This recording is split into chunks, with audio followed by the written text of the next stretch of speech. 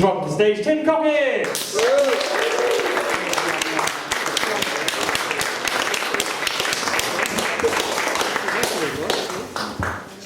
Good evening, Bright Club. You're enjoying yourselves? Yeah. I'll soon put an end to that.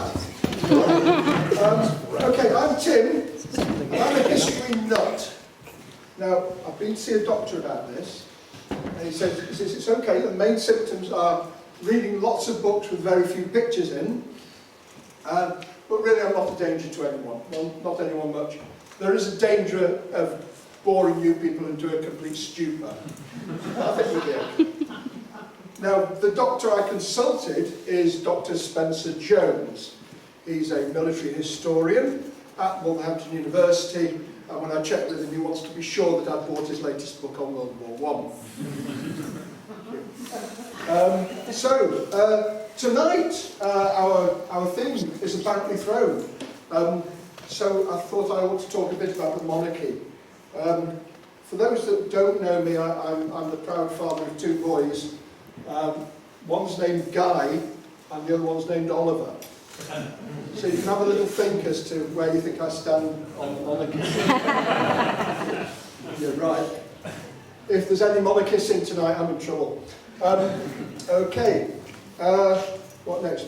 When we were at school, wasn't history boring? God help us. If you stayed awake through a history lesson, that was an achievement. I found that you can make history a lot more interesting.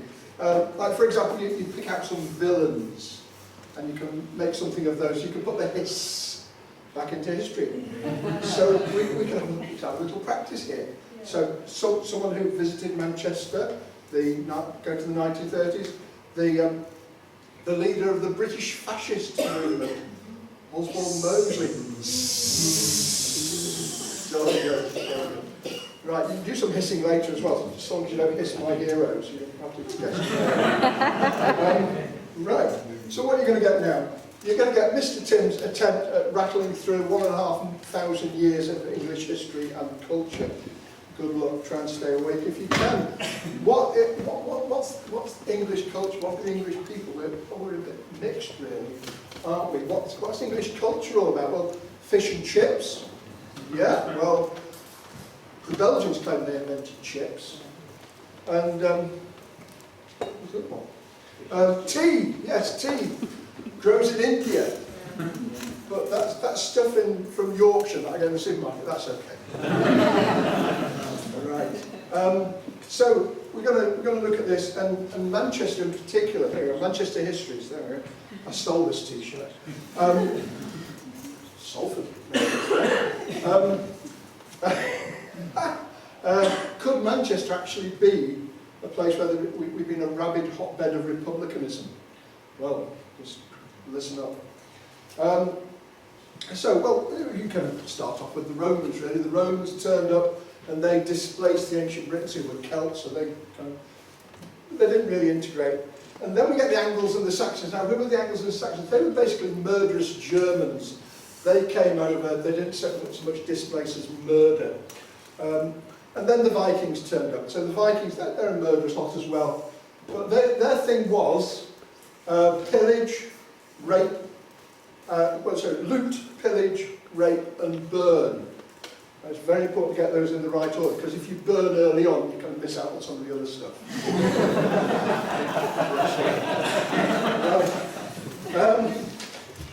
Dates. Well, the big date in history, of course, is the big year, 1066, and so on. So that, of course, is the door code for every history department in the country. What happens in 1066? Well, we get invaded by the Normans. Now, the Norsemen, Vikings, they've come from Norseland. They've settled in the north of France. Maybe they like the wine or the cheese. They learned to ride horses. That made them fucking dangerous. They decided to speak French, not too sure why. But they built enough longboats to invade Britain. So they're led by Duke William. William the Bastard, because he was. Both senses of the words. Parents not married, an absolute git. What's English? Our first king of all of England, William, is a Norman. So he's both Viking and French. Then we get the the medieval period. At some stage the Normans and the Anglo-Saxons kind of merge together, and so at what stage, who knows. English monarchy can be summarised, I rather like this. The king dies without an heir, so there's a fight, and someone ends up on top, and that family then gets the crown. And that goes on for a little while until the king dies without an heir, and it goes round all over again. Medieval period, we have various fights, and then famously the Wars of the Roses.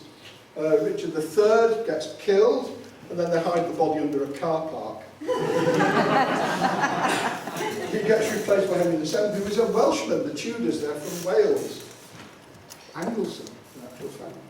Now, so I want to turn with the Tudors. They're a murderous lot as well. Their thing in particular is beheading.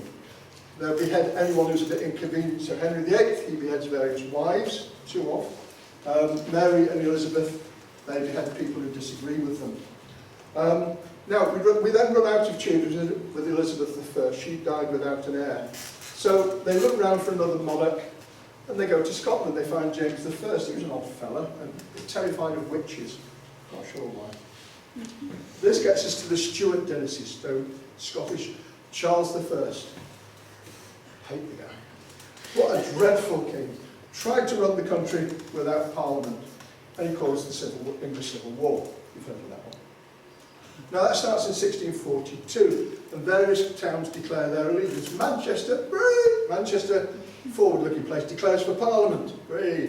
Salford, contrary lot in Salford, they declare for the king. Need to be careful walking home. Now there's a week-long siege, and there's a particularly useless royalist commander, and his name really was Lord Strange. Spends a whole week in complete incompetence, tries to take Manchester by siege. Now it doesn't help that it rains every day. Not that that's unusual in Manchester, but if you've got black powder weapons, rain doesn't really help. So he gives up.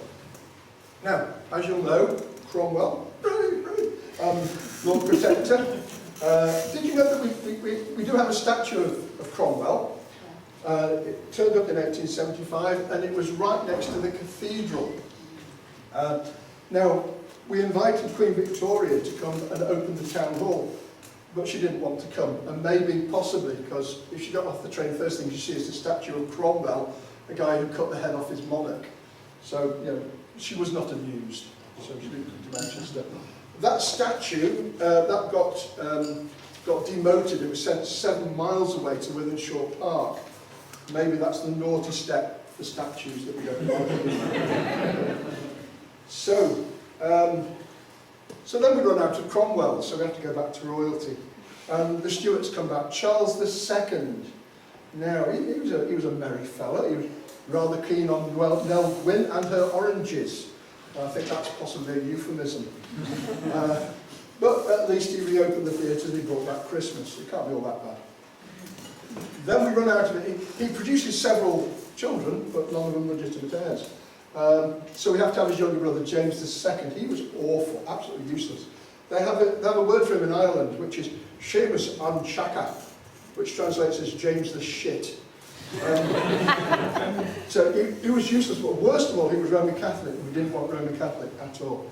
So what do? We import a Dutch king. So we have it's called the Glorious Revolution. It wasn't a revolution, and some people say it wasn't particularly glorious, but that's William of Orange. And he's married to Mary, who was the daughter of James II. And they died without an heir. So I'm afraid for them, the future wasn't bright, the future wasn't orange. It was too early for them. Bless you. They're not dragging me off stage yet. And then Mary's sister, younger sister, she dies without an heir. So we're looking for a new monarch. Where to find a new monarch? Where to go? Well, they look around the royal families of Europe, and they look in Germany. They find in Hanover, there's a guy there, George I. What do you know about George I? He couldn't speak English. Well, 33rd in line to the throne. However, he was definitely not Catholic. So we'll have him. So we have various Georges and so on. Jacobites have a turn and try tried to get their man back as Stuart, Bonnie Prince Charlie. Comes to Manchester, he recruited some people in Manchester. He was fucking useless. Grew up in Italy, spoke Italian well, barely spoke English, certainly didn't speak Gaelic, which didn't help. Gets to the Battle of Culloden, he's trying to escape from the Battle of Culloden, and someone shouts, "Come back, you cowardly Italian." It's one of my favourite quotes. No matter. We're nearly done. Right. So we finally get to the 19th century. We'll finish tonight. 19th century, Queen Victoria. Now she wants to reconnect with her Germanness in a very definite way. So she marries Albert. And the family name becomes Saxe-Coburg von Goethe. Which is a bit awkward by the time we get to World War I and King George V. You think, not very patriotic, is it? I think we better change our name. So they changed the name to that of their favourite soup, Windsor. There we go. So the real name is Saxe-Coburg von Goethe. And now we've got a new king. Now, clearly, he's got a better opinion of Charles I and Charles II than I have. I thought he was going to change his name to George, but he's kept his name of Charles. So there we go. Well, he's got a hard job. I wish him well. Good for you. I don't particularly want the job. I wouldn't mind the money. He's got himself a new hat. So I thought I'd wear my hat as well.